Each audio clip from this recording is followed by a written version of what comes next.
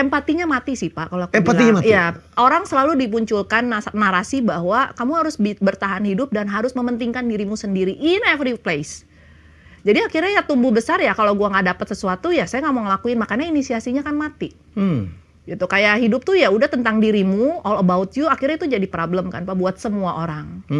Gitu, makanya kenapa sekarang bos-bos tuh sulit mendapatkan orang yang mau bekerja benar. Karena anak-anak muda ya? Ya, karena mereka berpikirnya, oh ya udah gue kerja buat cari duit titik segede gunung. Tapi dia nggak melihat tempat kerja ini sebagai tempat bertumbuh, tempat mereka ketemu potensi, tempat mereka ketemu mentor. Karena ya senior-senior juga nggak bisa jadi mentor ya. Jadi akhirnya tuh mess up lah aku bilang.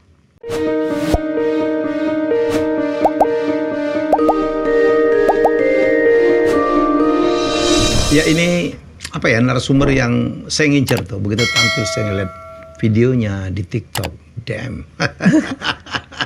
Bener banget tuh, ngomongnya nyablak, itu yang kita butuh. Nggak usah sopan-sopan tapi isinya nggak ada. Ya ini ahli penyakit jiwa, Dr. Evelyn Gunawan, SPKJ. Ya betul Pak. KJ itu apa? Kesehatan jiwa? Kedokteran jiwa. Kedokteran jiwa. Ya, Semoga gue jadi pasien ya. Jangan Pak. Kita ketemu di acara gini aja. Udah kadang kalau nggak ada hidup zaman dulu kayaknya gila banget. Ternyata anak-anak sekarang lebih rentan ya terhadap kesehatan jiwa ya. Sebenarnya bukan rentan sih Pak. Zaman kita juga dulu juga mengalami, tapi nggak ada yang berani ngomong ke emak bapak kita kan bahwa we get inner child from their parenting. Jadi ya anak sekarang mereka sudah tahu itu adalah kesalahan, mereka berani menyampaikan, akhirnya terjadilah kehebohan ini. Gitu. Jadi ya sebenarnya pembukaan teknologi ini juga membuat orang aware bahwa ada loh yang namanya penyakit mental itu, dan itu kontrolnya memang di otak. Tapi dua sisi mata uang lah ya.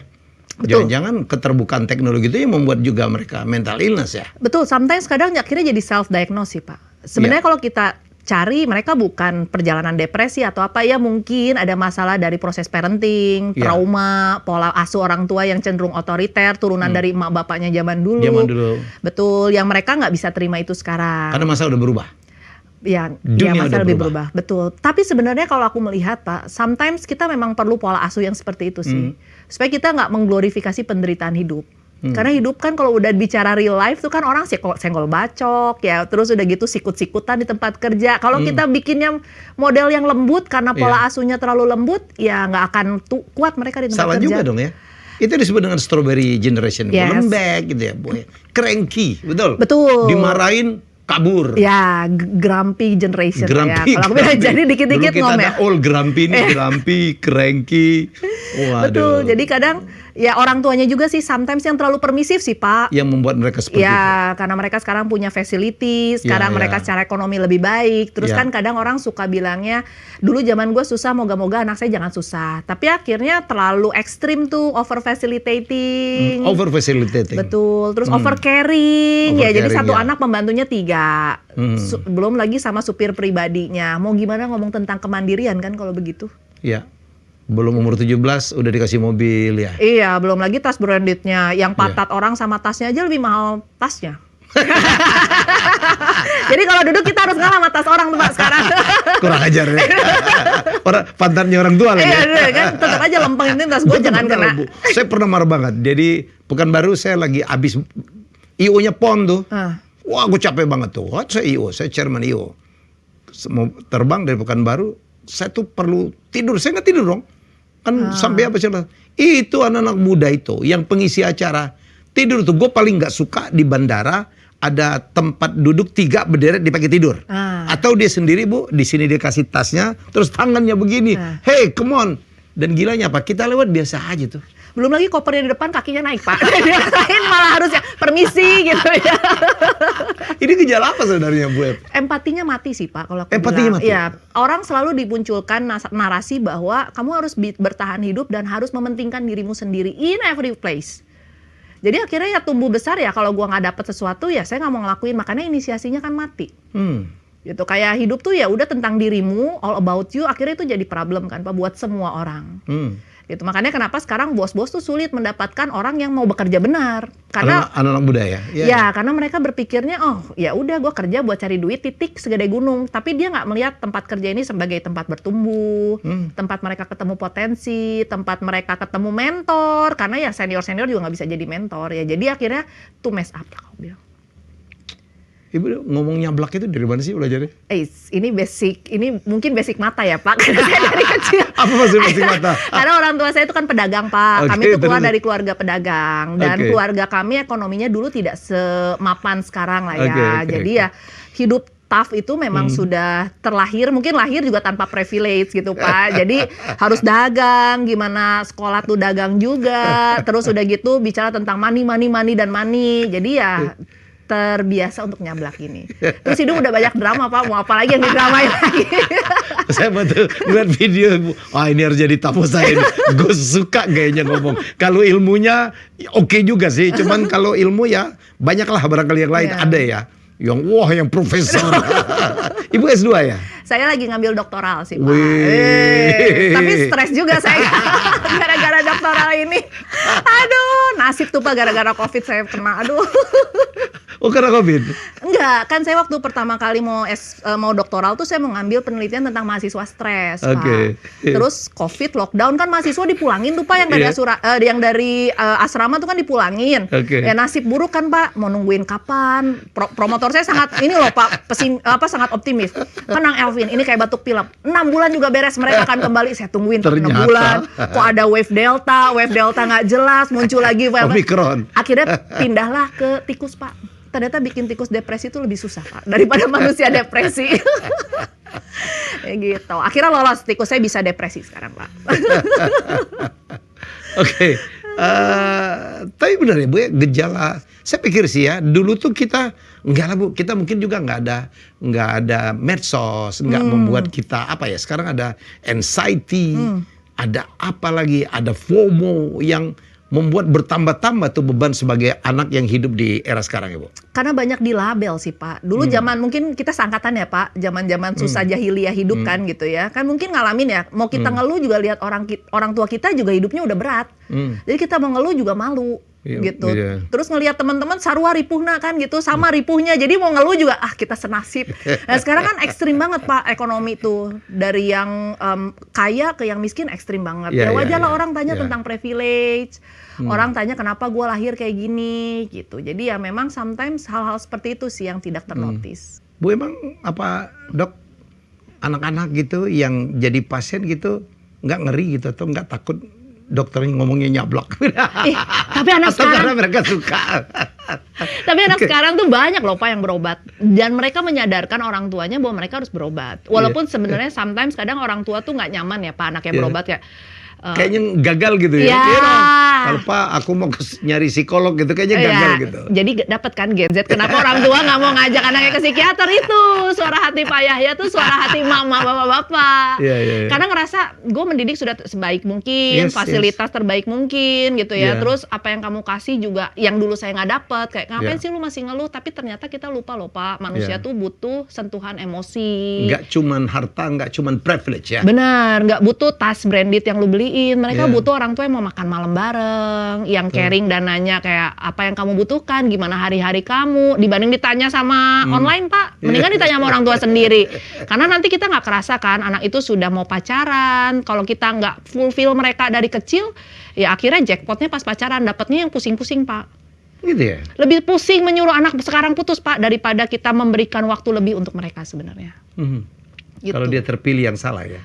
Yang lebih mumet, bucin habis-habisan Pak. Bucin habis-habisan. Apalagi yang sana itu pasangannya memberikan sesuatu yang dia tidak dapatkan di rumah, selesai. Betul, apalagi kalau orang tuanya banyak duit Pak. Terus dia bilang, gue bisa kok, duit mah ada dari orang tua gue, yang gue butuhkan cinta. Kan pusing Pak.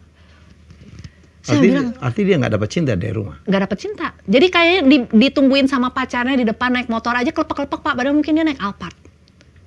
Terus diajak sama pasangannya makan di kaki lima tuh suatu hal yang menyenangkan sekali. Apalagi tengah hujan. Gitu ya. Kayak Dilan ya. Bandung gitu ya. Kan makanya kan Pak, ada kalimatnya kan, Bandung itu merindukan di saat hujan, sangat dirindukan di saat hujan. Itu mungkin gara-gara banyak yang galau gitu Pak. Itu yang ngomong ojek payung gitu. Itulah sedihnya anak-anak sekarang itu sih, Pak. sakit orang tua ya. Sakit, mereka sakit loh Pak ketika misalnya dia datang, orang tuanya juga nangis kayak misalnya, tapi kadang anak juga perlu tahu sih bahwa orang tua juga struggling so hard ya Pak dalam kehidupan. Di tempat kerja sih orang bilang mungkin dia gila kerja, bahagia di tempat kerja. Siapa sih Pak yang bahagia di tempat kerja? Dimarahin orang, diomongin orang, kalau dia berprestasi dikit difitnah orang. Tapi kan anak-anak nggak melihat itu ya Pak sebenarnya. Perjuangan orang tua ya. Betul. Jadi ketika anaknya tahu Pak, orang tuanya akhirnya berhasil ngomong ya bahwa mama tuh kerja juga bukan hobi. Tapi ya we need this gitu. Nah ketika mereka mulai membuka komunikasi, saling mengerti, orang tua mulai menyediakan waktu, ayo kita dinner bareng, kita lunch bareng, itu tuh mereka membaik Pak. Mungkin nggak perlu obat sih mereka tuh sebenarnya, cuman obat mereka tuh orang tua yang mau hadir lagi di rumah. Ya, saya kemarin bikin seminar ya, di satu perkumpulan gitu di daerah Tang Selatan itu. Saya kan banyak ngomong tentang family business ya. Saya bilang ajak juga anakmu gitu. Kan banyak ada kutukan generasi ketiga lah. Ya, betul. Dimana anak second generation aja nggak mau nerusin bisnis bapaknya gitu. Salahnya di mana tuh, ya kan? Rata-rata gini Bu, yaitu mindset orang tua. Cukup gua aja yang susah. Yang dihina orang, yang masuk hutan, yang nggak tidur, lu jangan. Gitu loh. Dan itu yang ternyata itu membuat anaknya jadi lembek tuh. Betul, dan mereka dari kecil jadi berhenti bermimpi kan Pak. Berarti, ya? Sementara orang tuh dimanapun dia berada butuh eksistensi diri kan. Betul. Makanya dulu aku inget banget, mungkin kalau orang-orang Cina dulu tuh kan dia ngomongnya gini, lu pokoknya terserah tapi 30 lu balik ke bisnis keluarga ya. Lu mau ngapain terserah, lu kerja ke orang boleh ya, biar ngerasain lu susah tuh hidup kayak apa. Nanti udah 30 lu balik. Emang harus begitu kali ya? Iya, makanya dikasih explore. Kalau sekarang dari kecil lo dibawa ke perusahaan ya, terus diomongin ini nanti suatu saat milik kamu, dia mau dapat eksistensi di mana Pak? Orang hanya mengenal dia sebagai anak si bapak A, anak si ibu A. Tapi ada bagusnya juga loh Bu, kalau dari awal ya Dok. Sorry ya kita agak bagus juga kalau dia tahu tuh, kalau bahwa bapaknya itu bekerjanya gini, sehingga kalau dia nyambut bisnisnya dia udah tahu. Diajak meeting, diperkenalkan, diajak visit gitu ya.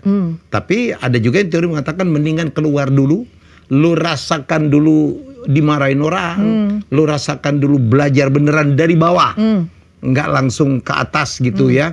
Tahu-tahu langsung direktur gitu ya, gitu. Jadi menurut saya sih juga ada pertimbangan kayak gitu. Betul, mungkin rentang usianya kali ya Pak ya. Betul, jadi rentang usia tertentu misalnya kayak dia kembali ke perusahaan bapaknya dari 30 udah di coaching sama bapaknya, sangat-sangat mahal kan momen-momen itu tuh Pak. Betul. Nah, tapi kan kalau misalnya dari awal yang dikenalkan privilege dan kompensasi bapak yang bisa kasih gara-gara punya usaha ini kan, anak tuh jadi kayak ngapain gue berjuang susah-susah, bapak gue aja duitnya kalau mati gue tinggal makan duit bank juga bisa kok.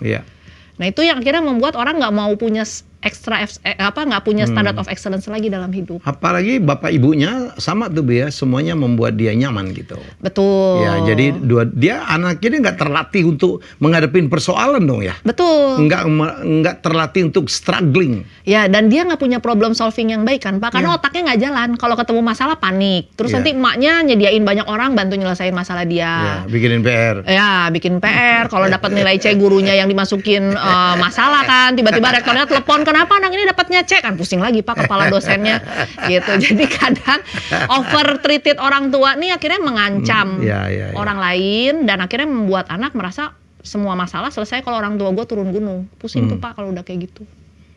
Untuk menghindari ini advice dari Bu Dokter apa ya? Kalau kadang saya suka bilang ke orang tua, izinin anak tuh gagal loh Pak. Apanya? Izinin anak untuk merasakan gagal sehingga dia bisa justru jangan dihindarkan ya? Iya, kalau biar dia ngerasain, betul, ngerasain lo. Bener ngerasain nih, lu salah pilih, hidup lu kayak gini. Kalau lu nggak ngambil pertimbangan dengan nggak ngambil penyelesaian masalah dengan pertimbangan yang baik, resikonya kayak gini. Betul lebih cepat, lebih shortcut, tapi masalah besar tuh menunggu kamu. Nah itu proses pembelajaran yang nggak terlahir dari langit oe-oe, tiba-tiba anak jago leadershipnya, anak jago problem solvingnya tuh nggak, tapi memang being trained. Di molding. Betul. Istilah saya dan partner saya di molding. Betul. Anak itu kan lahir kan tabula rasa, apa istilahnya Bu ya? Ya. Apa kertas kosong gitu. Betul. Bu. Kita lah yang membentuk dia menjadi lukisan seperti apa ya. Betul. Ya? Itu yang penting sih sebenarnya. Makanya proses pertumbuhan otak itu memang memerlukan kasih sayang, memerlukan momen belajar. Makanya ada tahapan-tahapan anak ya memang di mana anak itu nggak pernah salah kan Pak. Iya. Karena dia dalam proses belajar. Iya. Tapi kan emak-emak sekarang nggak boleh. Umur 4 tahun udah coding ya. Belajar coding. Kalau bisa belajar AI mungkin dari umur 5 tahun segala macam. Calistung. Iya. Oh, gue benci banget kata calistung tuh. Masuk SD aja sekarang kalau nggak bisa baca nggak bisa sekolah loh Pak. Aku bingung loh itu. Ya aku pusing loh. Kenapa anak SD kan kalau dia nggak ngerti, sekolah kan mengajarkan dong gitu. Kenapa dia nggak diterima sekolah? Ya bukan lah, usia segitu mesti bermain lah. Betul. Ibu tahu kan kayak di Jepang tuh sampai kelas 4 tuh baru ada ujiannya tuh. Betul, bermain, kenal value hidup. Kenal value hidup, menghargai lingkungan, hormat ke orang tua, ngebersihin kelas. Betul, itu kan adab kan Pak. Adab ya. Kita itu kan kita udah kurang ada. sekarang. Sekarang yang menjadi adab kalau menang Olimpiade Pak. Sekarang yang dibutuhkan negara anak-anak Olimpiade, bukan anak-anak yang tahu pekerti, yang tahu ngucapin maaf, terima kasih. Hormat ke senior. Ya kan hormat tuh bukan hanya cuman cium tangan aja ya Pak gitu. Tapi kan bagaimana dalam proses kehidupan dia bisa menghargai orang yang lebih tua. Dan berbahasa yang baik. Betul, itu agak sulit Pak. Gue pernah marah lah Bu, ada umur anak ke 29 gitu. Minta meeting sama dia, begitu ketemu, kalian butuh apa? Mak, gue dipanggil kalian gitu. Orang bapak lu siapa sih, di gue gamparin gitu. Lu didik anak lu kayak apa gitu. Wah, memilih bahasa tuh kadang-kadang mengganggu lu. Karena mereka dari kecil belajar bahasa Inggris Pak. Oh, saya juga pertama kali mau malu Pak. Anak saya kan dia ngomong gini ya. Kamu mau makan apa kata dia? Kamu. Karena saya salah Pak. Saya membiasakan pakai bahasa Inggris. Di Inggris kan hanya you and I kan Pak. Jadi bilang what do you wanna eat? Ya, terus suami saya ngingetin. Oke dong, what do you want? Nggak salah katanya, nggak salah loh. Lu yang salah ngajarin dia bahasa Inggris dulu katanya. Oh iya, sorry ya Darren. Jadi terpaksa emaknya yang salah, padahal emaknya yang dilihatin semua orang. Ini anak kurang ajar banget manggil emaknya kamu, manggil grandmaknya. Please sit down kata dia. Coba tolong duduk kata dia gitu ke emaknya. Kan kalau kita mana ada yang berani kayak gitu Pak. Maaf gitu. Jadi ya salah kita juga sih Pak mendewakan bahasa Inggris ini dibandingkan our language ini kan bahasa. Gitu. Jadi sekarang dia bahasa Indonesianya terbata-bata dan rada freak sih kalau kata saya Pak. Itu. Jadi mungkin bukan persoalan anak ibu aja, anak saya juga disuruh baca novel bahasa Indonesia dia nggak ngerti. Pak nggak ngerti struktur bahasanya nggak gini. Pusing ya Pak. Oh iya. Kita nggak sadar, apalagi bahasa loh Bu, diksinya parah. Anak gue umur 26, yang nomor 4 itu 17. Satu hari kita traveling, kita suka traveling. Istri saya nyetir, saya di samping, anak saya di bawah. Kita ngomong apa gitu, wah Mam ini gayung bersambut. Saya belakang, Pak gayung bersambut apa? Gayung bersambut. Masa kita selayang pandang, sekapur siri aja dia nggak ngerti. Dia tanya Siri itu benda apa Bapak? Pahlawan aja dia nggak tahu. Iya Pak. Sudirman di situ udah begini tuh ngapain dia ngangkat tangan gak turun. Dia nggak tahu Sudirman loh. Anak sekarang nggak pernah diajarin kayak gitu Pak. Iya. Zaman saya tuh dulu disuruh baca Salah Asuhan Pak. Sama mama saya masih Salah Asuhan. Terus Siti Nurbaya tuh lihat tuh kalau bodoh kayak gitu tuh hidup kata dia gitu Pak. Jadi saya merasa ternyata novel-novel kita udah banyak mengajarkan tentang budaya kan sebenarnya. Dulu budaya yang kita hilang, bukan kebudayaan loh Bu ya. Betul. Nah ini sekarang kita punya Menteri Budaya tuh, temen gue Fadlizon. Semoga ke sana tuh. Iya, jadi kekurangan kita tuh budaya antri nggak ada, hormat ke orang tua nggak ada, budaya bilang terima kasih nggak ada, budaya gotong royong nggak ada. Ada Pak, siapa yang menggotong, siapa yang meroyong itu penting Pak. Kayak tanggung jawab, siapa yang nanggung, siapa yang jawab Pak. Kita kebiasaan menjawab doang, nanggungnya terserah siapapun. Dia asal jawab aja. Iya pokoknya tanggung jawab, ya saya jawabnya Pak. Bapak yang nanggung ya kalau saya salah. Anak kita kan pinter banget ya Bu ngomongnya. Sangat-sangat Pak. Anak sekarang harus hati-hati loh. Emak-emak ini ya bapak-bapak di rumah juga harus hati-hati. Jangan-jangan gombalnya anak kita tuh belajar dari ChatGPT Pak. Anak saya tuh kayak gitu loh Pak sekarang. Jadi dia tanya, how to handle my Lioness mother. Karena saya tuh galak Pak kalau ngajar. Jadi dia tuh merasa menderita kalau saya ngajarin. Terus ternyata dia ada kan, put your pity face kata dia. Jadi mukanya memelas. Terus say thank you with a good words. Maybe you can try to hug her kata dia. Jadi dia tuh bikin contekan di situ Pak. Kalau itu bagus dong. Bagus, tapi kan berarti manipulatif Pak. Berarti kan dia tidak bukan dari sininya ya. Betul, dia tidak menyadari itu salah. Dia hanya ingin meredakan kemarahan mamahnya. That's the point sih sebenarnya. Jadi aku bilang, saya nggak apa-apa loh kalau kamu salah. Sekarang tuh kalau ngomong ke anak memang sangat friendly Pak. Ya. Terus yang kedua, hati-hati banget ya Bu ya. Sangat hati-hati karena kalau kita bilang, anak saya tanya loh Pak, ini emang agak freak sih, tapi dia tanya gini, Mama, kenapa semua orang beribadah, tapi semua orang ngelihatnya ada yang ke langit, ada yang ke bawah, ada yang ke kanan, ada yang ke kiri kata dia. Emang Tuhan kita tuh ada di mana? 7 tahun Pak nanya gitu, saya mau jawab apa? Zaman kita dulu tinggal emak melotot, iya mah nggak jadi nanya. Sekarang kan kalau emaknya bodoh nggak bisa jawab Pak. Terus dia tanya, kenapa orang bikin Big Bang? Saya kan bingung Pak, mau nanya ke siapa? Saya kan harus baca buku Stephen Hawking dulu, bukunya susah lagi di ngertiin. Jadi kadang kalau bapak ibunya nggak ada waktu untuk menjawab gitu kan kasihan ya. Mereka punya curiosity, akhirnya bertanya ke yang aneh-aneh. Jadi jangan salah, mereka lebih cinta gadget. Karena lebih banyak solusi di sana dibanding bapak ibunya. Nggak pakai marah-marah lagi gadget. Iya, malah bisa di regenerate lagi kalau dia nggak suka jawabannya. Jadi kadang yang gitu-gitu yang orang tua nggak aware. Kayak merasa komunikasi itu cukup dengan menyekolahkan anak di internasional lah, di billing lah. Itu kayak pride orang tua kan Pak. Seolah-olah kalau udah berhasil menyekolahkan anak ke sekolah terbaik, termahal gitu, udah selesai tanggung jawab ya Bu. Betul, jadi anak dianggap sebagai tropi kan sebenarnya. Itu sih yang hal yang sedih ya, karena ketika mereka jadi tropi pun yang dibanggakan adalah pencapaiannya, bukan bagaimana dia mencintai anak dengan atau tanpa dia punya tropi atau enggak. Yang pasien yang paling banyak datang ke Dr. Evelyn apa ya? Yang masalahnya apa ya? Satu, masalah regulasi emosi Pak. Yang kedua, regulasi emosi. Apa itu Bu? Bagaimana mereka bisa mengontrol emosi ketika menghadapi tantangan hidup. Jadi ketika mereka kecewa, mereka marah, mereka sedih, terutama emosi-emosi negatif sih Pak. Karena orang Indonesia senang dengan berita-berita positif, tidak bisa menyelesaikan masalah negatif. Gitu. Jadi mereka merasa gagal kalau membuat kegagalan, mereka merasa this is the end of the life, mereka merasa nggak kompeten dibanding teman-temannya, mereka merasa lahir tanpa privilege itu masa depannya suram. Jadi mereka mengkomparasi dengan pencapaian orang lain. Sekarang bikin LinkedIn aja dianggap sebagai kompetisi kan Pak. Every part of the life tuh sekarang kompetisi. Jadi ya ada beberapa anak yang akhirnya nggak ketemu dengan dirinya sendiri. Dan menyalahkan orang tuanya, kenapa nggak bekerja lebih keras sehingga nggak bisa kasih gua privilege.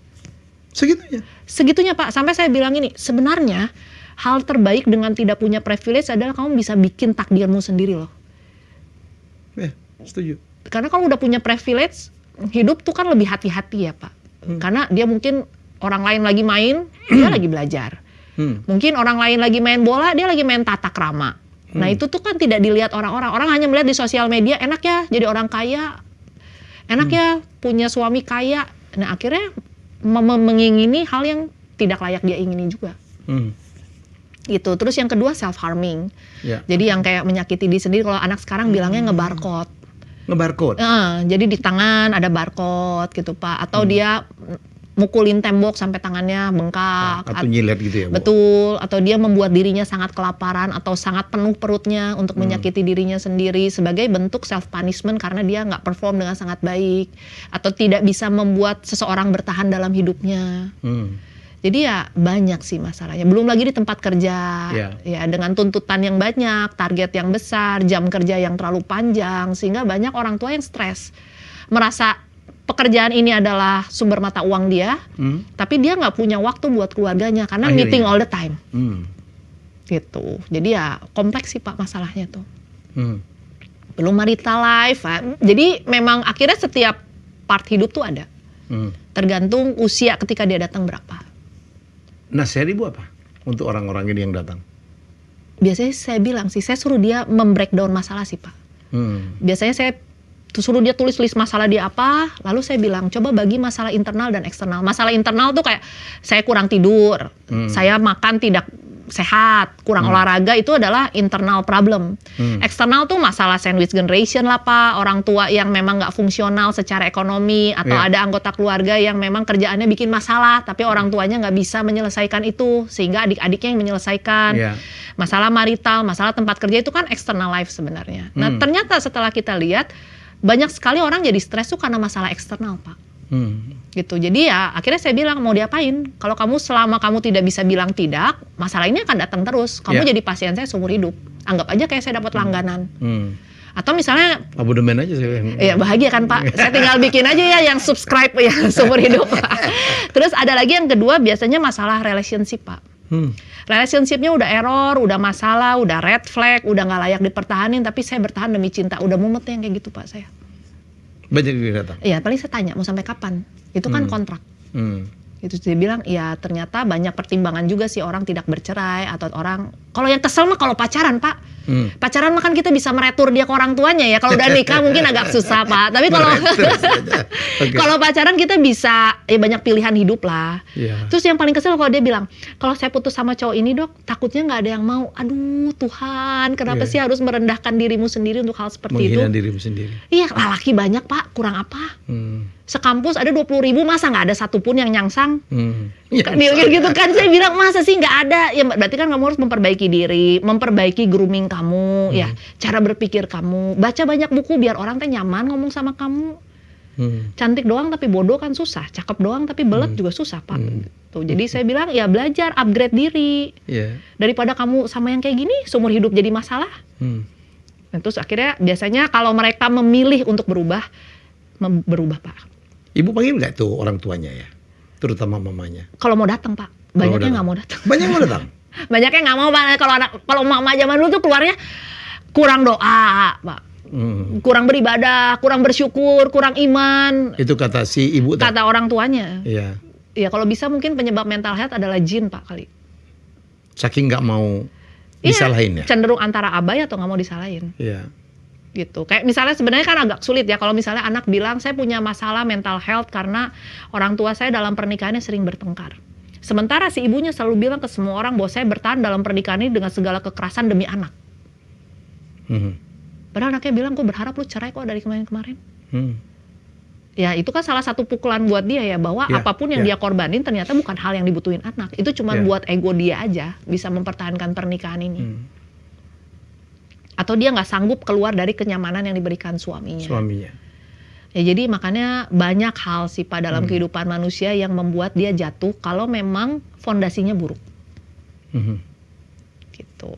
Apakah fondasi iman menjadi salah satu alternatif ya Bu?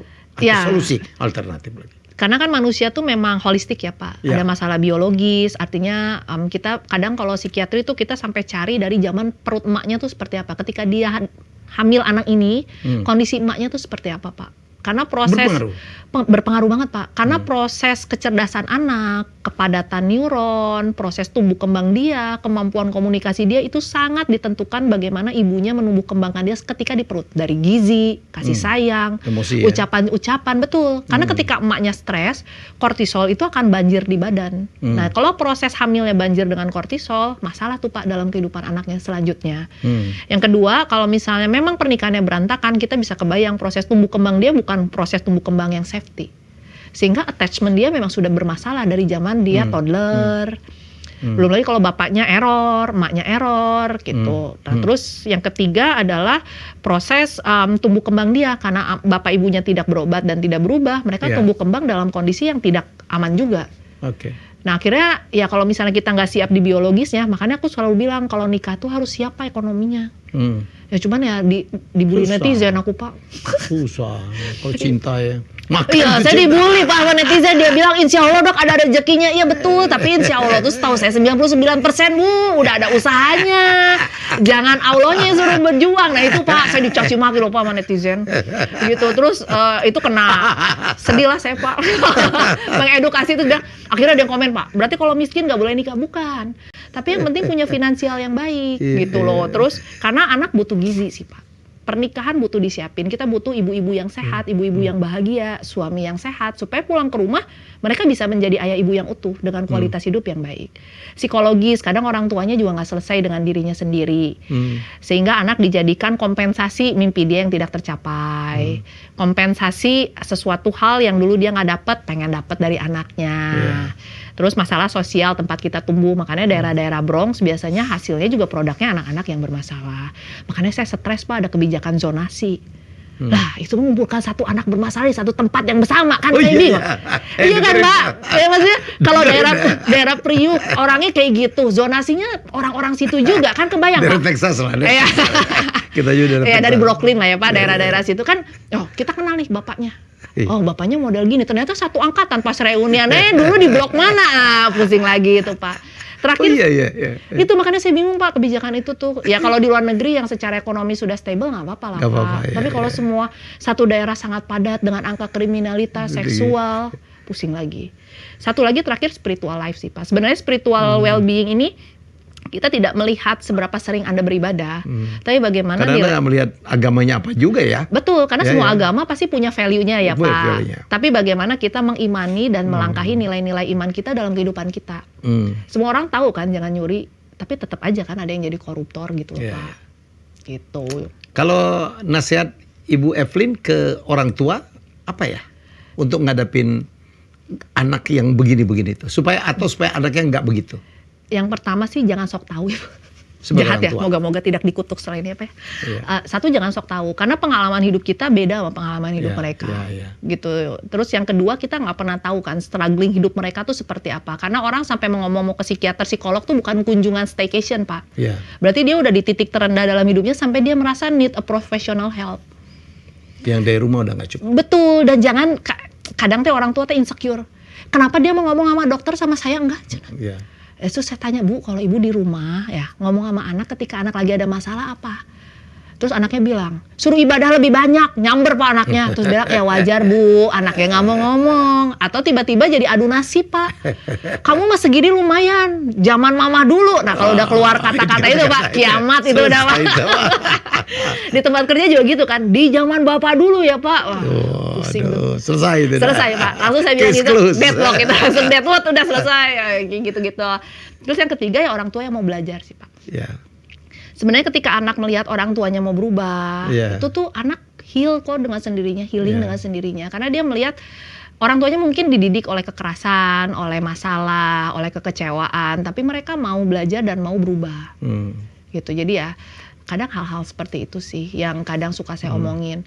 Kadang orang tua juga ngeyel sih Pak. Gitu. Nggak mau disalahin. Ya tapi saya bisa membayangkan sih mungkin di luar pun dia akan seperti itu. Tapi kan. ibu pun disalahin anak, gue dengar tadi cerita. Iya sering banget. Anakku Pak sekarang udah sangat sensitif Pak, itu berat sekali dalam hidup aku Pak. Pernah diapain Ibu katanya? Saya dibilang jangan cari duit jangan cari duit banyak-banyak karena kecapean kerja bikin cepet mati, kata dia gitu. Nanti kalau mati juga cuman kita doang mah yang nangis. Stres kan Pak kayak gitu, didoain cepet mati dia. Mah kalau orang lain tuh ya paling nangis ya kata dia. Tapi yang nanti ke kuburan mama sering tuh kami loh Mah, kata dia gitu. Terus yang kedua, umur berapa tuh 7 tahun Pak. Sama 5 tahun, yang 5 tahun ini kendangnya Pak. Iya Mah, yes Mom, yes ya itu yang 5 tahun. Terus dia bilang, kenapa sih jadi orang tua tuh capek? Punya rumah banyak kata dia ya, punya mobil banyak, mobil harus dicuci kata dia. Lu punya rumah banyak tapi akhirnya lu yang harus bersihin juga kalau nggak ada pembantu. Saya bilang ini anak kok belajar dari mana ya? Saya sampai cari loh Pak tontonan dia apa. Terus dia bilang kenapa sih orang harus banyak uangnya? Padahal kita hidup segini aja cukup. Jadi kadang ngobrol sama anak-anak ini Pak, sesuatu yang bisa menampar ambisius kita sih sebenarnya. Karena dia bilang di rumah juga gede-gede mah, mama juga di kamar depan Zoom ya. Aku main di ruang tamu. Itu kamar lantai 3 juga nggak pernah ada yang tinggal di sana kata dia. Selain Encus have their own empire kata dia. Jadi kata dia lantai 3 itu istananya susternya Pak. Karena kita nggak pernah naik ke atas. Jadi kata dia buat apa bangun rumah kata dia gitu. Ngomongnya sadis tapi bener ya. Bener ya Pak. Walaupun orang tua tetap nggak mau kalah. Iya nggak mau kalah. Terus dia bilang kamar kita ada 3 nih kata dia. Tapi kan aku lebih memilih tidur sama mama. Jadi kamar itu kosong, cuma buat baju-baju mama. Mama pakai baju cuma 1. Buat apa punya baju banyak-banyak? Saya diem Pak. Terus besok nggak usah belanja lagi ya. Jadi kadang ya, kalau kita nggak ngomong kita nggak tahu anak kita growingnya seperti apa sih Pak. Gitu. Dan ya itu sesuatu yang miris ya Pak. Karena kadang-kadang orang tua merasa dia bekerja maksimal buat anak, karir moncer, bisa memberikan buat anak. Tapi kalau kita lihat dia tidur tuh kayak ya time flies so fast gitu loh Pak. Oh dulu masih gua peluk-peluk ya gitu. Terus tiba-tiba sekarang udah gede, udah hampir setengah badan gua kalau tidur gitu. Jadi kadang kayak gitu-gitu tuh jadi perenungan sih kalau malam-malam Pak. Jadi kalau gitu intinya lebih banyak lah waktu bersama dengan anak ya. Betul, karena ngobrol, setelah dialog, diskusi ya Bu ya. Betul Pak, sebenarnya setelah tua ya Pak, pasien-pasien saya yang tua tuh dia ngomong loh hidup tuh kesepian Pak. Kesepian katanya, dok punya rumah gede. Nggak nyindir gue nih sekarang. Ada apa? Ini ngomongnya lembut kan. It happened to me gitu. Dia bilang, dok saya punya rumah gede, ya, punya pabrik. Anak saya cuma memulai siklus yang sama, dia hidup di pabrik. Sementara saya tuh pengen kunjungan cucu, kunjungan anak. Dia bilang nggak bisa ada masalah mesin. Gue punya kebun, cuma ada pohon yang nggak bisa bersuara, hanya angin doang yang bisa ngomong sama daun kata dia. Gue cuma meratapi gue hidup segini teh buat apa? Belum kalau pasangan hidupnya meninggal Pak. Terus dia bilang gue cuman kayak sendiri nungguin kapan gue dipanggil juga gitu kayak. Terus gue teh ngapain selama hidup ini kayak nggak punya apa ya, kayak doesn't get something gitu loh. Ya. Oh, dapatnya udah banyak. Banyak Pak. Ya, kecuali kebersamaan dengan anak sama cucu lah ya. Betul, apalagi kalau misalnya kayak kita ya Pak kerja di tempat kayak di IGD gitu ya Pak. Dulu waktu saya kerja di IGD kan saya di IGD Rumah Sakit Cilacap tuh Pak. Saya melihat banyak sekali orang meninggal tuh sehebat apapun dia yang nungguin keluarganya kok Pak. Nggak ada tuh dia bilang suruh bawa sertifikat tanah lah. Suruh bawa piagam dia sekompi di ruangan IGD, nggak ada Pak. Yang ditanya istrinya mana, padahal istri dia itu mungkin juga orang yang dia sakitin selama ini. Istrinya nangis kayak kurang ajar lu ya, cepet banget matinya gitu kan. Tinggal siap aja nanti setelah itu ada yang datang lagi atau nggak ngaku-ngaku kan gitu. Jadi kadang ya yang kita tunggu tuh kan orang-orang yang kita sayang juga. Tapi yang nggak pernah kita investasiin selain uang doang. Ya akhirnya dia cuma lihat kita jadi ATM, ya jangan marah juga. Karena we treat ourselves ya sebagai ATM. Bukan sebagai sumber cinta anak kita. Ya, saya di seminar-seminar saya tentang kutukan generasi ketiga ya, family business. Kenapa anak-anak nggak mau dengar ya gitu. Saya ada kemarin Bu, ada satu video saya nonton, dia nanya sama bapaknya, it's up to you dad, tergantung kepada papa lah. Papa itu mau, kita tuh ingatan kita tuh panjang. Papa tuh mau dikenang sebagai orang yang bisa hadir kalau saya ulang tahun, atau selalu nggak hadir karena ada rapat penting. Kita inget tuh Pak, dia bilang gitu. Atau dia bilang, apakah Papa mau dikenang sebagai seorang papa yang selalu pulangnya terlambat, nggak pernah makan malam bersama, ya? Atau sebagai orang tua yang banyak waktunya untuk kita berdialog. Wih, nangis loh Bu. Kita mendengarnya nangis pada orang tua. Kadang gitu ya, saya ini laki ini, dan banyak yang gagal tuh gara-gara gitu. Gue nih kerja siang malam untuk lu ya, untuk mama lu, untuk lu supaya kuliah di Harvard ya. Seolah itu menjadi excuse, ya. Padahal kan nggak cukup dengan cuman uang saja kan ke keluarga. Betul Pak, itu pernah terjadi. Jadi anak saya tuh mungkin dia nonton lah sebenarnya, karena kita pernah mengalami ini. Tapi kalau ngalamin sendiri mah nangis termehek-mehek sih Pak. Jadi jadwal tuh lagi padat banget Pak, ngisi 3 hari ya saya nggak ketemu dia. Pulang tuh dia masukin uang ke amplop Pak. Terus dia bilang, can I have your time tomorrow?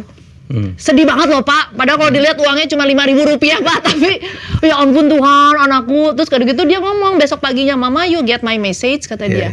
Karena kita punya 2 amplop, boleh nggak kita punya 2 harinya Mama? Langsung loh Pak, besok saya bilang jadwal saya tolong di clean up ya. Daripada dia panggil mami ke orang lain Pak. Dia beli waktunya Iya, Ibu dia ya? bilang boleh, dia bikin surat paper gitu Pak. Terus dia bilang, can I buy your one day time? Dia bilang gitu. Terus udah gitu, udah. Karena dia punya 2 amplop Pak, jadi dia bilang 2 hari ya Mama, 1 day for Ethan, 1 day for me. Jadi buy one get one ya, katanya gitu Pak. Dia pintar ya, ekonominya pintar. Akhirnya saya bilang tuh Pak ke PI saya, tolong ya jadwal besok 2 hari di clean up ya. Daripada dia panggil Mama Pak ke orang lain, saya bilang nanti dia lebih dekat sama Encus. Ya kan jadi insecure ya saya Pak. Kalau ada apa-apa dia panggil Encus atau apa kan kita tuh kayak, ih emaknya gue gitu kan. Tapi dia lebih dekat sama orang lain gitu. Jadi kadang terjadi ya? Kayak gitu tuh ya mungkin sesuatu yang kadang kita mungkin banyak anak yang kayak gitu juga sih Pak. Ya. Kayak gue bukan butuh apa yang lu kasih, gue butuh lu mau jemput gue di sekolah. Ya. Small thing. Betul, cuman ngantar kayak dia ke sekolah. Betul, cuman kayak mau ngasih lihat itu loh cewek cantik yang kata gue cantik gitu. Yeah. Jadi akhirnya saya sekarang lebih banyak berusaha sih Pak menyediakan waktu untuk jemput anak sekolah karena dia request, Mama boleh nggak anterin saya ke sekolah? Tapi Mama masih dasteran, nggak apa-apa, you still beautiful kata dia gitu. Jadi emaknya pakai jaket aja Pak nganterin dia, terus minta dijemput, cuman buat ngasih tahu Pak ada temennya yang cantik. Kan matanya emak nih langsung nyala ya, walaupun masih SD, mana nih ya besan gue yang dibilang cantik langsung di screening. Calon besan. Iya, udah masih SD. Saya pernah tuh nganterin anak saya Bu sendiri gitu. Sibuk banget, bis itu saya merasa bersalah. Saya antar sekolah di Al-Azhar tuh. Senengnya minta ampun. Iya, seneng minta ampun. Saya duduk samping, saya nyetir sendiri itu. Saya antarin. Padahal itu momen mahal ya Pak. Kadang tuh and small thing. Iya, di mobil juga paling garing ya Pak. Garing ngomongnya lah. apa gitu. Dia nyanyi-nyanyi. Tapi dia ngeliat kita seneng enjoying lagunya walaupun kita nggak ngerti. Itu kan mereka tuh seneng. Dan itu momen yang orang ngerasa saya nggak punya banyak waktu. They don't need our time. All the time. Dia cuma butuh waktu berkualitas yang memang only me and you gitu loh Pak. Dan anak laki-laki tuh butuh banget bapaknya Pak. Anak perempuan juga butuh bapaknya karena yang mengajarkan orientasi seksual, terus udah gitu bagaimana lu memperlakukan seorang perempuan, bagaimana seorang perempuan harus merasa mendapatkan kasih sayang, itu cuma bapaknya yang bisa nyontoin Pak. Betul. Jadi kalau misalnya anaknya pengen punya pasangan hidup yang bisa menghargai dia dengan baik, tidak menyimpan tangan di pipi dia, itu harus bapaknya dulu yang investasi. Ya, celakanya bapak yang menurut saya agak membahas juga nih Bu. Paling kadang-kadang tidak di acknowledge tuh. Betul. Di agama saya Bu ya, kadang-kadang ya bukan kadang-kadang memang tertulis begitu kok. Siapa yang harus dibahagiakan pertama? Ibumu, 2 ibumu, 3 ibumu, 4 ayahmu gitu. Seolah-olah itu peran ayah tuh gimana gitu. Cuman dianggap ketua panitia waktu pembuatan. Padahal perannya luar biasa. Menyambung nyawa ya. Betul. Keluar rumah gitu. Betul. Dia nggak pernah tahu kalau bapaknya kena marah sama bosnya. Dikomplain orang, diancam orang, nggak pernah tahu. Begitu pulang dia nggak mau cerita juga. Betul. Makanya bapak-bapak nih banyak yang emosinya mati secara tanpa sadar sih Pak. Karena kan dia kalau di rumah semua orang tahu dia adalah orang yang kuat kan. Imam keluarga. Harus. Tulang punggung naon coba Pak yang laki-laki yang dibilang laki-laki boleh menjadi orang yang dipeluk atau merasa tidak. Nggak pernah. Semua analogi. Kita tuh kan tiang keluarga, imamnya nu paling tinggi, atapnya, pondasina, kabeh nu susah-susah kan gitu. Jadi kadang ya laki-laki ini tidak terjamah. Kayak misalnya postpartum depression, semua orang dengan mudah bilang wanita mengalami postpartum depression. Laki-laki juga mengalami kok Pak. Dia baru menyadari beli pampers tuh segini ya. Bisa nggak saya ngegedein anak saya dengan biaya ekonomi yang segini ya. Jadi ya makanya kalau bicara isu kesehatan jiwa ya sebenarnya juga negara perlu hadir dan ada. Karena kalau ekonominya inflasi terus dengan harga yang tidak terjangkau, ya gimana mau mereka hidup layak Pak? Ya wajar lah stres. Gitu. Bu, kita jam di tempat kerja. Tempat kerja juga persoalan ya. Banyak Pak. Bos-bosnya atau pemiliknya non milenial, sementara pekerjanya udah dominan milenial, Gen Z bahkan gitu. Betul. Ada apa yang terjadi sekarang? Sebenarnya yang mengadu ke Ibu. Banyak sih bos itu tidak bisa jadi inklusif sih Pak. Tidak bisa menjadi inklusif leader, nggak pernah punya kuping untuk mendengar apa yang menjadi masalah. Nggak mau disalahin. Betul, dan biasanya boomers itu kan hidup dengan masalah hidup ya Pak. Jadi dia selalu punya cita-cita, punya mungkin prasasti kalau aku bilang ya Pak, buat karir dia sebagai bentuk eksistensi dia kan sebenarnya. Cuman kadang kita tidak menyadari bahwa zaman tuh berubah sangat ekstrim sih. Dengan digitalisasi mungkin kalau aku lihat Pak Helmi kan sering banget membawa orang ke Cina ya Pak. Hari ini berangkat, bulan depan berangkat udah banyak yang baru lagi kan gitu Pak. Nah sementara di kita tuh kasarnya di zaman saya dulu tuh Pak selesainya. Terus senang banget bikin transformasi kan Pak. Ya transformasi ini bukan sesuatu yang mudah kan gitu. Ketika kapal udah bertransformasi, ganti pimpinan, transformasi ulang. Karena maunya kepemimpinannya apa? Akhirnya anak gue bingung Pak, gue harus kerja atau ngurusin transformasi.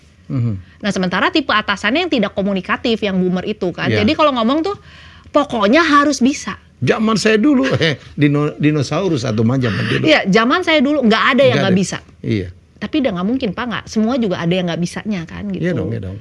Nah zaman udah berubah jauh, beda banget. Jauh, terus maksudnya hal-hal yang memang mungkin si Gen Z karena nggak punya duit ya Pak, belajar dari YouTube, belajar dari yang lain. Oh ternyata bisa malah mempersingkat cara tuh seperti ini. Kadang-kadang mereka lebih pintar Bu. Betul. Bukan kadang-kadang lah, mostly ya. Secara IQ pasti lebih pintar Pak, karena dia di perut emaknya udah minum omega 3. Kita masih makan ikan gabus kalau ada. Ikan gabus. Iya, pasti lebih pintar gitu. Cuman kan mau belajar nggak sih atasannya? Kan kalau dia bilang kata saya begini, nah udah tamat tuh Pak riwayatnya. Pokoknya, katanya pengen digitalisasi, tapi digitalisasinya pengen yang micromanaging seperti boomers yang memastikan semuanya benar. Ya pusing ya implementasi Pak. Ini bikin program apa sih detail banget, yang semuanya bertele-tele ini kan pusing Pak kayak gitu. Atau bikin proses digitalisasi konten misalnya, pengen karena kan udah nggak zaman ya Pak bagiin selebaran terus gitu-gitu ngirim-ngirim surat udah nggak nyaman. Bikinlah mereka kontennya Gen Z sama kontennya boomer kan pasti beda Pak. Zaman kita kan zaman Facebook ya. Nah mereka bikin kontennya yang berbeda. Si boomer merasa ini harusnya tentang template nomenklatur organisasi nih. Nomenklatur yang sementara kalau untuk si Gen Z dia bilang yang penting menjawab kebutuhan masyarakat Pak. Kan udah beda jauh Pak. Yang satu tentang service, yang satu tentang acknowledgement company. Yang stres tuh yang kayak gitu-gitu Pak. Perbedaan ketidaksanggupan digitalisasi. Belum lagi ketemu boomers yang memang jadi pemimpinnya sifatnya sangat keluarga banget. Jadi nggak bisa ngambil keputusan dengan benar karena serba nggak enak semuanya kayak anak. Atau tipe boomer yang belum selesai dengan dirinya sendiri, mau pensiun harus punya sesuatu. Sehingga akhirnya menjadi terlalu kasar ke anak buahnya. Karena dia hanya mikir diri saya harus mencapai ini. gitu. Sementara saran untuk anak-anak tuh apa sih Bu ya? Karena nggak semuanya juga mereka betul ya. Karena mereka tuduhan dari boomers itu. Betul. Ya itu nggak sopan, kurang cukup kerja keras, betul. ya kan, cranky, betul. Nggak bisa disalahkan. Betul. Kalau saya sih biasakan mereka untuk punya notes Pak ketika ketemu atasan, sehingga klarifikasi benar apa yang kamu pahami dengan yang boomer suruh itu sama. Karena kan mereka otaknya cepet kan Pak, ya, jadi cepet kan. Sementara boomersnya tuh senangnya kan tipe, ya kalau udah senior kan Pak, senangnya kan ngayomin katanya kan. Jadi kalau ngomong tuh kan panjang. Mungkin mereka get lost in track ketika masih setengah dia udah kemana pikirannya. Lost in translation. Iya. Terus pas nyampe kerja, tadi bos gua ngomong apa ya? Terus dia bikinlah seide-idenya dia kan. Nyampe ke atasan salah lagi Pak. Gitu. Jadi kadang bawa notes, nggak salah kok. Terus yang kedua kalau nggak ngerti nanya Pak. Iya.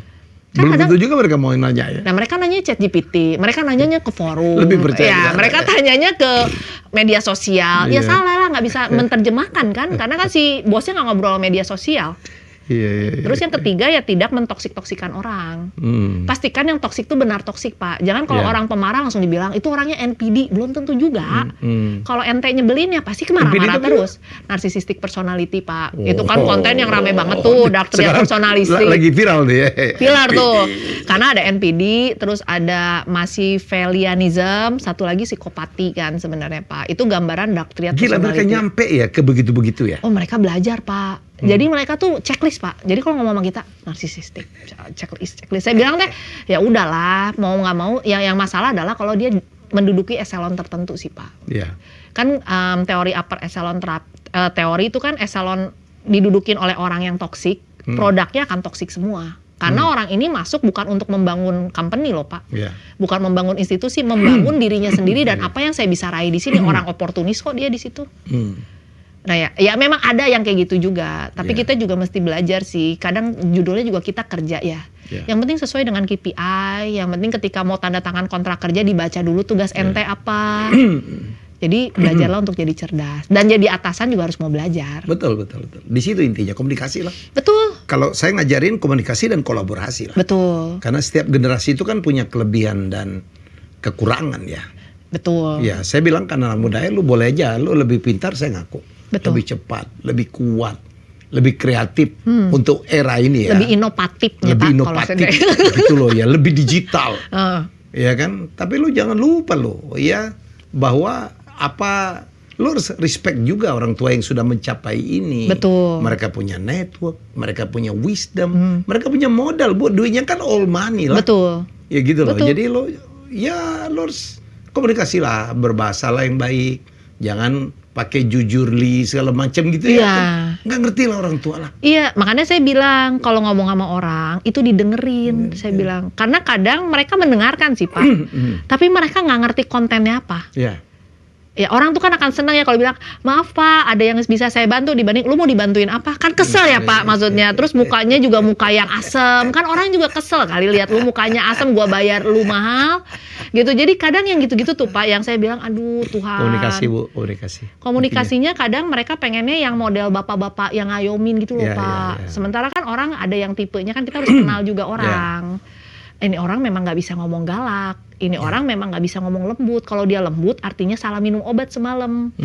Kan kita harus lihat juga, kalau dia lembut kan aneh juga gitu kan, tiba-tiba aku bangga banget dengan apa yang kamu kerjakan, kan stres Pak di tempat kerja ada yang ngomong kayak gitu kan.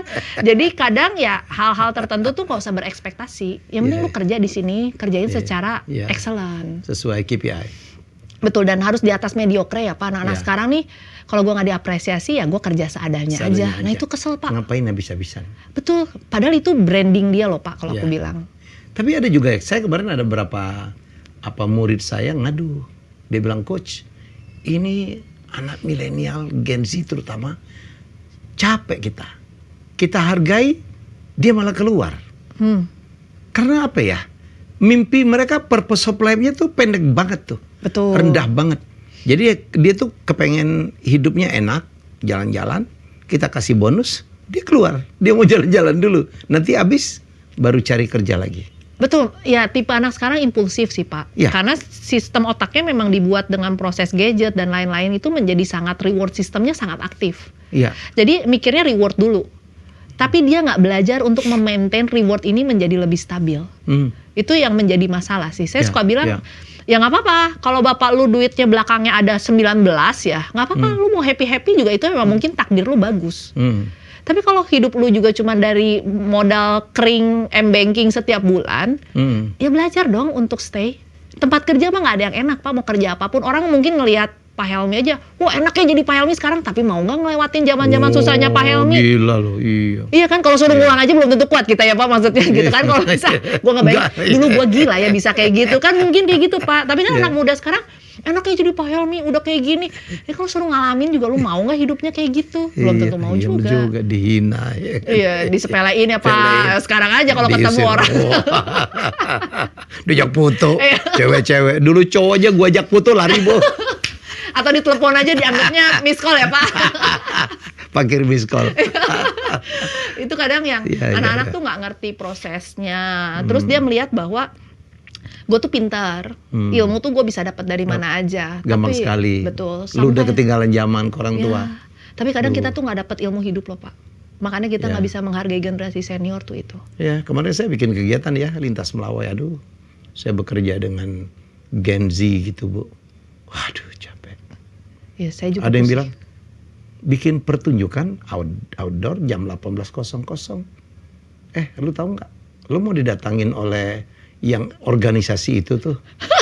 lagi ajan, ada yang gonjreng-gonjreng. Nggak ada, habisin dulu maghrib. Nggak mau ngikut, Bu.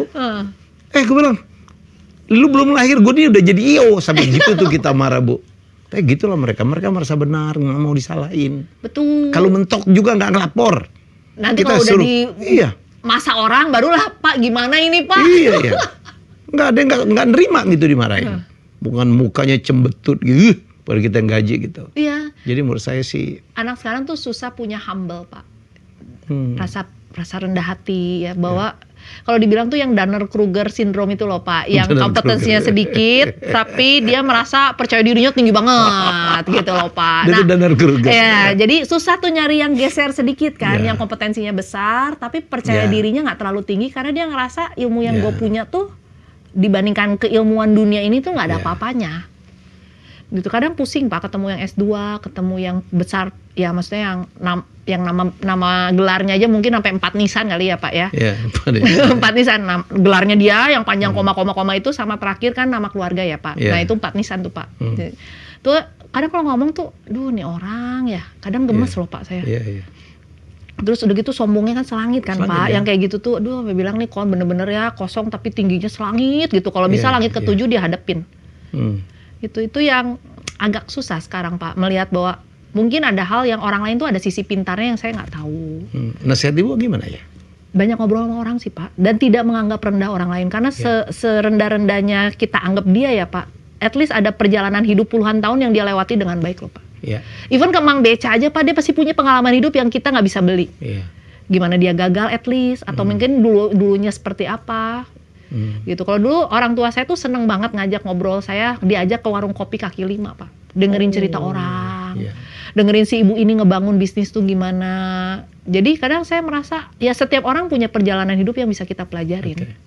Belum tentu harus yang kaya. Kalau anak sekarang kan pengennya oportunis ya, pengen dapatnya yang kaya biar shortcutnya cepat. Padahal ya belum tentu juga orang yang kaya itu mau ngedidik kita dengan baik dan benar sih Pak. Gitu. Saya kalau udah marah banget tuh sama anak-anak muda itu, lu tau gak, lu jangan sombong. Gua seumur lu itu, ya gua pernah muda kayak lu. Dan jangan-jangan hebatan gua tuh, waktu seumur lu. Karena gua udah bisa beli motor sendiri, apa sendiri gitu, seumur lu. Tapi lu jangan lupa lo ya, lu belum tentu bisa setua gua nih nyampe. Iya dong Bu. Iya, apalagi zaman Covid, 30 dipanggil. 28 dipanggil. Itu sih makanya yang mereka nggak sadar sih Pak. merasa bahwa apa yang dia pelajarin di UNIF, S1, S2, S3, apalagi sekarang kan pemerintah buka LPDP ya Pak. Jadi kan banyak fresh graduate tuh langsung kerja. Tiba-tiba masuk kantor S2, bosnya ternyata tamatan STM. Tapi ternyata jago banget. Cuman dia ngerasa ini idealnya nggak harus kayak gini. Nah dia lupa Pak, ada hal di dunia ini yang nggak bisa textbook. Dan nggak semuanya diajarkan di sekolah. Betul. Nggak diajarin Pak. Sekarang kalau dapat nilai C, orang tuanya telepon. Dulu zaman kita cengengesan ya Pak. Sekolah itu nggak ngajarin problem solving, nggak ngajarin time management. Enggak. Iya dong. Nggak ngajarin juga financial planning. Betul. Nggak ngajarin bagaimana cara menghadapi kegagalan. Betul. Iya kan? Nggak diajarin juga public speaking, storytelling, nggak diajarin empathy. Enggak, sekarang semua bicara tentang nilainya berapa, tamatan harus cum laude ya. Padahal produk-produk sebenarnya kan kalau saya sih kadang suka ngomong bercandaan gini sih Pak. Kalau semua tempat kerja mengeluhkan bahwa pekerjaannya nggak baik-baik aja, yang salah yang membentuknya. Betul, setuju. Karena artinya tidak bisa menjawab kebutuhan pasar Pak. Ya. Makanya kenapa kalau orang luar negeri ke sini pasti mereka bawa tim mereka kan, karena merasa nggak, yang orang di sini nggak bisa memenuhi pasar mereka. There's a problem of university sih sebenarnya. Dan orang tua juga kali Bu. Betul, karena orang tuanya yang penting kerja di BUMN ya, yang penting kerja di sini. Nanti udah di sana jadi mesin duit. Nah itu yang kadang membuat orang tuh kayaknya ketika dia bekerja nggak bisa pakai hati gitu loh Pak. Dan nggak melihat bahwa proses kerja ini tuh yang membuat saya menjadi individu yang lebih baik, manusia yang lebih baik. Tapi melihatnya hanya ya cuman bicara tentang transaksional ekonomi aja. Ibu, saya kemarin ada video lucu banget. Jadi gini, ada ibu-ibu marahin anak tuh, wah gini-gini. Tahu nggak anaknya cuman jawab, Bu, apa mam, apa zaman sekarang kalau mama komplain tentang produk, protesnya ke pabrik ya dong. Ya. Terus, tapi mati kalau digituin. Ini mamanya, kamu kok begitu gini-gini? Mam, kalau mama komplain sama saya, zaman sekarang tuh kalau ada produk gak bagus, yang dikomplain pabriknya gitu, jangan produknya. Tapi itu masalah loh Pak. Kayak sekarang kita ngomong. Itu pinter banget loh. Anak sekarang tuh cerdas Pak, jangan salah. Jadi jangan underestimate generasi sekarang. Kayak sekarang dia bilang, kerja yang keras biar sukses. Nanti dia bilang, bapak gua kerja keras nggak sukses-sukses. Pusing lagi. Kurang ajar. Iya. Tapi bener lagi bapaknya merenung sambil ngopi, sambil ngudut. Heunya. Ini siapa sih yang didik? Bapaknya yang didik. Itu sih kadang ya itu sih kita kan terlalu banyak terpesona ya dengan karir sukses karena bekerja keras. Oh iya, gitu iya. Tapi kan nggak semua orang sukses Pak gitu. Iya. Keras saja nggak cukup lah, harus cerdas juga, tapi pasti nggak boleh pemalas Bu. Betul. Iya sama kan nggak bisa juga kita cuma level bermimpi ya Pak. Pengen sukses. Nah terus saya suka bilang coba pengen sukses, bikin yang konkret. Sukses tuh abstrak loh saya bilang. Kaya itu abstrak. Harus measurable tuh. Betul. Harus ada timelinenya. Betul. Nah itu yang nggak diajarin kan Pak. Cuma bilang sukses, berkarirlah setingginya. Iya. Saya baca buku tuh What They Didn't Teach You at Harvard Business School. Kurang hebat apa Harvard? Banyak banget yang nggak diajarin.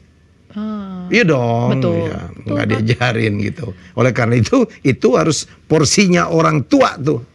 Harusnya ya. Makanya jadi orang tua tuh kadang kan merasa udah kuliah, anaknya udah gede, nggak usah di parenting lagi. Padahal mereka perlu parenting yang lebih expand loh Pak di kuliah itu. Yang penting gue nyariin duit untuk lu. Iya.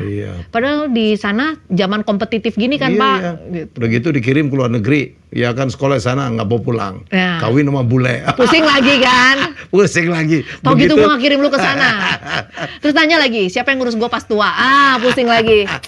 Aduh, saya sampai bilang tante udah aja ya, tante cari duit yang banyak ya, nanti masuk ke panti jompo yang kaya raya, happy di situ tante, bangun ya, main macok, main kartu ya kataku, piknik, udah nggak usah nyusahin hidup orang, bukan dibuang tante, orang tante ngebiayain sendiri kok ke situ. Jadi kadang ya persepsi orang tua terhadap karir anak juga penting sih Pak. Main setting. Ya jangan di setting mulu, ya dipersiapkan semuanya. Taunya anaknya nggak pengen juga lagi di situ, nanti sakit hati. Kayak gitu ya. Anak durhaka. Kurang berbakti. Gue ngalamin Bu, ada orang dia benci banget sama mamanya. Karena mamanya pernah bilang sama dia, kamu anak durhaka. Dendam banget. Gak dibalik, mama juga durhaka sama aku ya. Ada Pak, kadang yang komplain, sebenarnya pengen jadi dokter tuh mama saya dok. Tapi saya yang harus jadi kedokteran karena mama saya dulu nggak jadi dokter. Kayak gitu kan pusing. Itu dendam orang tua. Dendam orang tua. Lihat, gue nggak jadi dokter, anak gue yang harus jadi dokter. Gitu. Jadi stres. Makanya jadi orang tua tuh harus bijaksana juga sih. Dan kalau lagi ribut juga jangan cerita ke anak kan gitu. Yalah. Karena beda ya Pak. Sekarang marah kan, dipilih lah diksinya. Ya. Itu menyakitin banget loh marah itu Bu. Iya. Mengeluarkan kata-kata yang it's hurting gitu. Iya, sometimes kan kadang emak juga ya udah capek kali ya Pak ya. Terus dia keluar tuh, bapak lu ya kelakuannya. Sementara ini cinta pertama anaknya kan, sakit hati lah gitu kan Pak. Kalau dia ngomong, bapak lu tuh kegatelan, banyak ceweknya, sakit hati. Kebawa kan sampai marital life, sampai ini. Akhirnya jadi bermasalah ya, kadang mulut kita juga sih yang bikin masalah. 1 jam lebih. Ini kalau diterusin sampai imsak. Akan ada episode kedua. Kita bikin parenting lo lucu kali. Iya lucu Pak. Tapi kadang kalau ada mama, tapi lu lihat loh Pak, kalau bikin kelas parenting ya, banyak nggak bapak-bapak yang datang? Jarang Pak.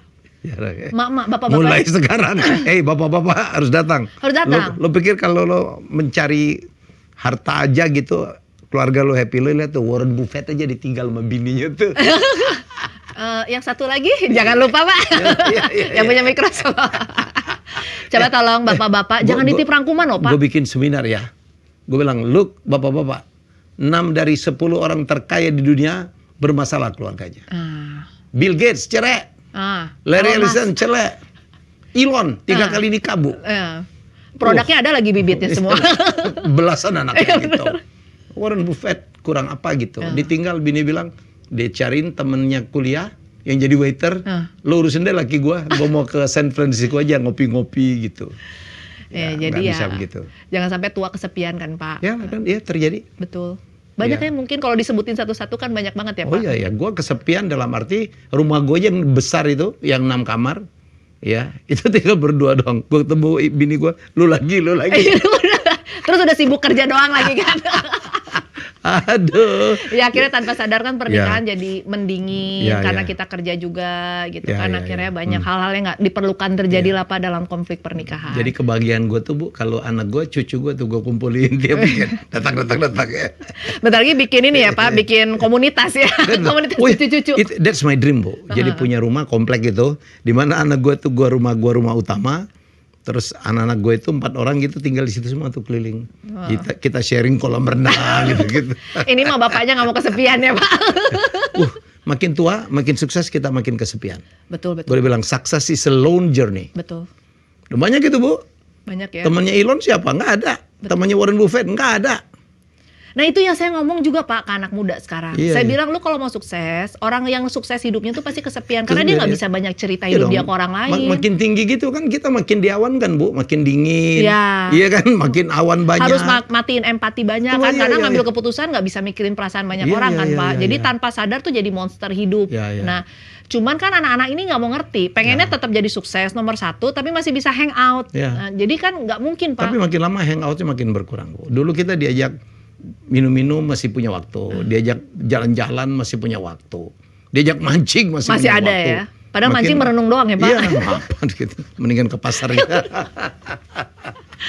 Jadi makanya bapak-bapak harus ikut parenting Pak ini tuh. Gak pernah ikut bapak-bapak tuh. Nitip pesen ke istrinya, tolong ya rangkumin. Di kelas saya bapak-bapak banyak. Harus ikut ya Pak. Karena kita ngomong bisnis Bu. Karena rata-rata pemimpin bisnis itu kan bapak. Betul. Gue bilang, hati-hati, teman gue duitnya triliunan, anaknya nggak ada satupun yang mau melanjutkan bisnis bapaknya yang dia perjuangkan berdarah-darah itu.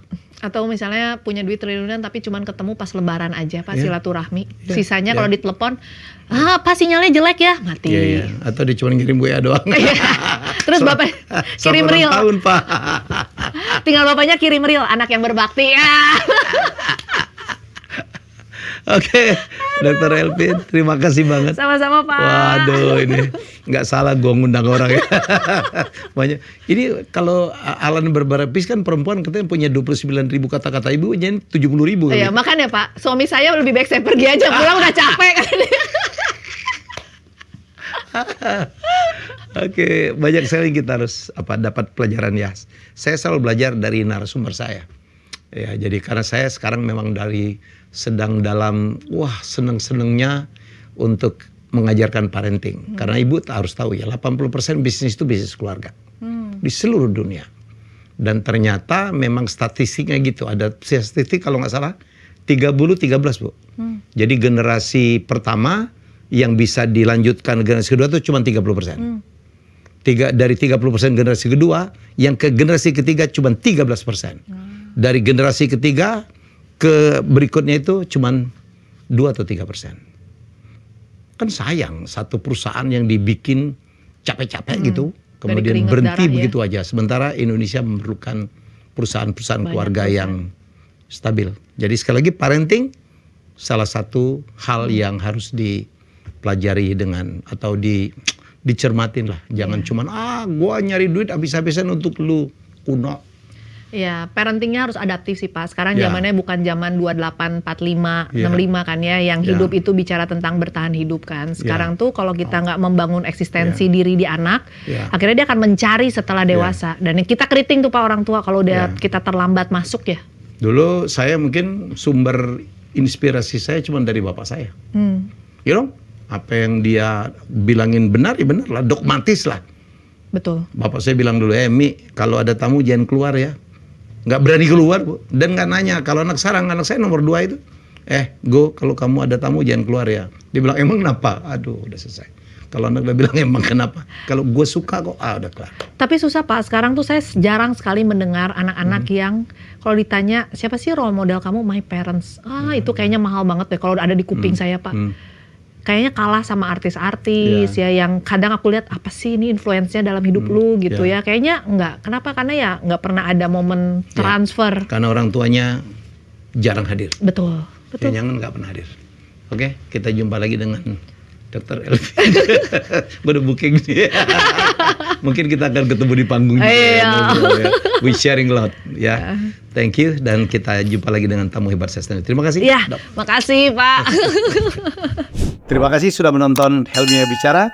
Jangan lupa untuk like, komen, share, dan subscribe.